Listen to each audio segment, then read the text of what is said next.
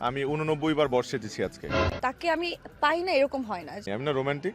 Romantic. না এক্সদেরকে মনে পড়ে না। এক্সদেরকে ভুলেই আমি বিয়ে করেছি। খুব মজায় আছেন মনে হচ্ছে।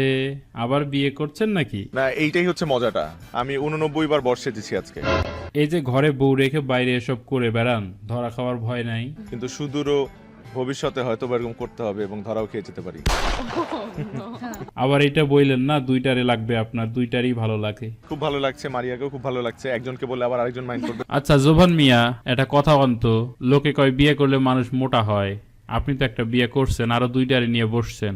আপনার বেলায় কোনটা ঘটনা, কি মোটা না চিকনা? ও একটু তো মোটা হয়েছে।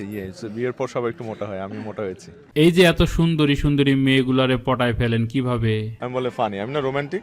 রোমান্টিক আর ইন্ট্রোভার্ট তো ভালো ইন্ট্রোভার্ট। আমি অনেক ইন্ট্রোভার্ট। শুধু আপনার ইন্টারভিউতে আসলে আমি একটু বেশি কথা বলি। এক্সট্রোভার্ট হয়ে যায়। আর এই মাইয়া দুইটা কি কিছু খাওয়াইয়া আপনারে রাজি করাইছে নাকি? আমাকে আসলে অনেক আদর করে খাওয়ানো হয়, তো এই কারণে আসলে আমি না করতে পারি না। বর্ষাতে কেমন লাগে? বর্ষ আসলে তো ভালোই লাগে। আমি 89 বার বর্ষ সেজেছি আজকে। 89 আজকে। এদেরকে সামলাইতে পারবেন? অবশ্যই অবশ্যই। আমি অবশ্যই একজন দায়িত্ববান পুরুষ। আপনার ডাকে টাইমলি রেসপন্স করবে তো?